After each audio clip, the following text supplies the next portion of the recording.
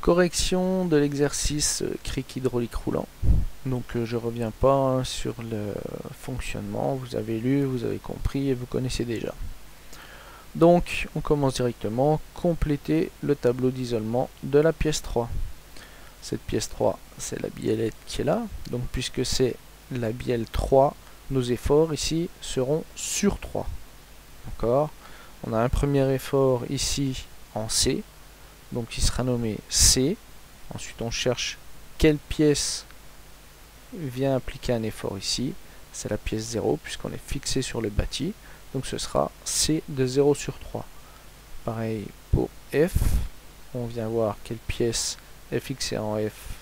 C'est la pièce 4. Donc ici ce sera F de 4 sur 3. Voilà. Donc on a les points d'application, C et F. Et puisqu'on a, ça correspond à la question 2, hein, d'après le PFS, donc PFS, principe fondamental de la statique. Question 2, d'après le PFS, donc PFS, principe fondamental de la statique. Que peut-on dire de la direction des efforts en CF? Comme c'est un système à deux forces, nos deux forces ont la même direction. Donc ici, ça passe forcément par les deux points d'application, donc CF. Le sens, on pourrait le retrouver en réfléchissant, mais je préfère qu'on laisse des points d'interrogation. Et l'intensité, on ne la connaît pas. Compléter le tableau d'isolement du groupe hydraulique 1. Donc groupe hydraulique 1, c'est un vérin. D'accord. Deux points d'application, donc deux forces. Là aussi, on applique la même chose. Donc A de 0 sur 1, puisqu'on est fixé au bâti. Et c'est bien sur 1, puisque c'est 1 qui est isolé. Et D de 2 sur 1, puisqu'on est accroché sur le bras 2. Donc nos points d'application A et D, notre direction AD, puisque c'est un système à deux forces, on ne connaît pas le sens, on ne connaît pas l'intensité. D'après le PFS, que peut-on dire de la direction des efforts? Donc c'est ce qu'on a dit, c'est la même direction, et c'est porté par AD. D'après le principe des actions mutuelles, que peut-on dire des actions F de 4 sur 3 et F de 3 sur 4? En fait, ces deux actions, elles ont même direction, sens opposé et même intensité. Compléter le tableau d'isolement de la sellette 4. Donc, cette fois-ci, on a un système à trois forces, d'accord, en G, en E, en F. Donc, en G, l'effort est connu, c'est le poids qui est appliqué sur le cric, donc c'est le poids de la voiture. Donc ce sera G de la voiture, donc V, sur 4. Ensuite, F, on a trouvé ici F de 4 sur 3, mais ici, donc, c'est F de 3 sur 4. D'accord? Donc, même point d'application, même direction, mais le sens entre les deux efforts sera opposé. D'accord? Et en E, on ne connaît rien. Donc, G de V sur 4. D'accord? F de 3 sur 4 et E de 2 sur 4. D'après le PFS, que peut-on dire de la direction des actions extérieures appliquées à la sellette 4? En fait, les directions, puisque c'est un système à trois forces, d'accord, nos trois directions se coupent dans le même point. Déterminer graphiquement la direction de l'action E. Donc, on passe ici. Donc, ce qu'on vient de dire, donc nos actions, on a un effort en G, donc sa direction est verticale. Et elle vient couper en fait la direction ici qui est connue, c'est F, la direction de l'effort F de 3 sur 4. Et donc on peut en déduire la direction de notre effort en E qui vient aussi passer par le même point d'intersection. D'accord? Donc c'est ce qu'on obtient ici, on a nos trois directions.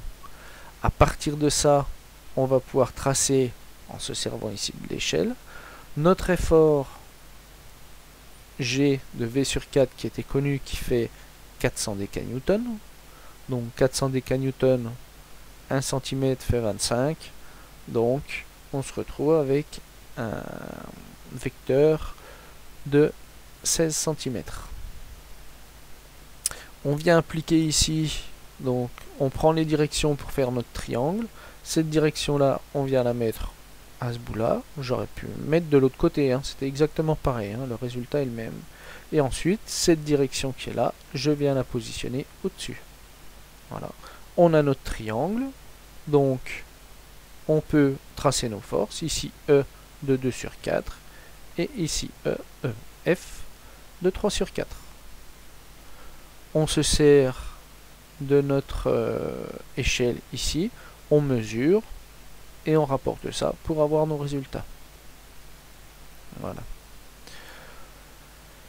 On arrive donc même intensité, bon ça on l'a dit. Ah oui, ces deux forces sont en même direction, pardon.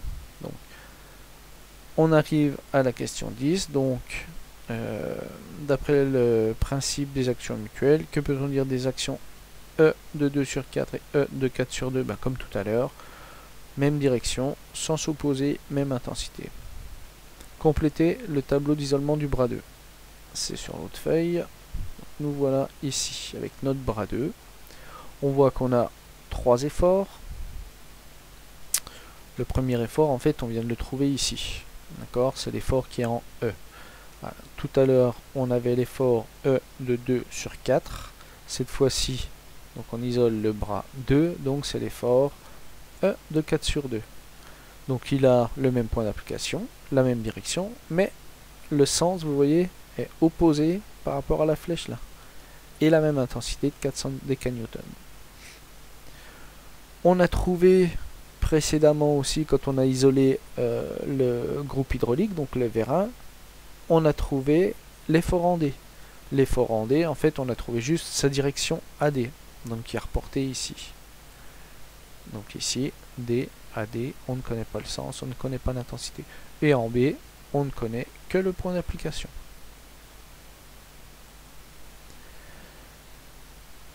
C'est un système à 3 forces, donc les directions se coupent en un même point. D'accord? Ça, c'était la réponse pour le 12. Donc on détermine graphiquement ensuite. Donc nos directions, on a reporté ici celle qui était en E, on la reporte là. Ici, on rallonge AD, on a notre point d'intersection. Donc pour la troisième force, on a juste à tracer une ligne entre B et notre point d'intersection. Et on obtient la direction de B. Du coup, pour tracer notre triangle des forces, bon, en fait, on va venir le tracer ici. L'échelle est différente, donc ça va nous le permettre. Hein, on va venir le tracer même directement ici en partant de ce point-là. Comme ça, on a déjà deux directions qui sont tracées pour notre triangle. Donc, à l'échelle, notre vecteur E de 4 sur 2, d'accord, le voilà ici. Je me rappelle plus exactement combien ça fait, hein. Vous prenez vos 400 décanewtons, et ici vous avez 75 décanewtons pour 1 cm. Ensuite, je viens placer au bout ici, puisque j'ai la direction. Je viens tracer ma flèche, hein, puisque j'ai déjà mon triangle. Donc, ma deuxième force, B de 0 sur 2, et ma troisième force, D de 1 sur 2. J'ai juste ensuite à ramener à mon échelle, et je trouve mes résultats. Voilà. Qu'est-ce qu'on peut déduire de tout ça? Ben, le but de tout ça, ça peut être, par exemple, donc conclure quant à l'objectif de l'étude. On peut venir soit vérifier la poussée du vérin, hein, qui doit être supérieure à 1075 décanewtons. Surtout sachant que 400 décanewtons, c'est pas énorme ici. Voilà. Même si le poids est réparti sur les 3 roues qui restent au sol, hein, puisque quand on lève une roue seulement. Mais bon, voilà.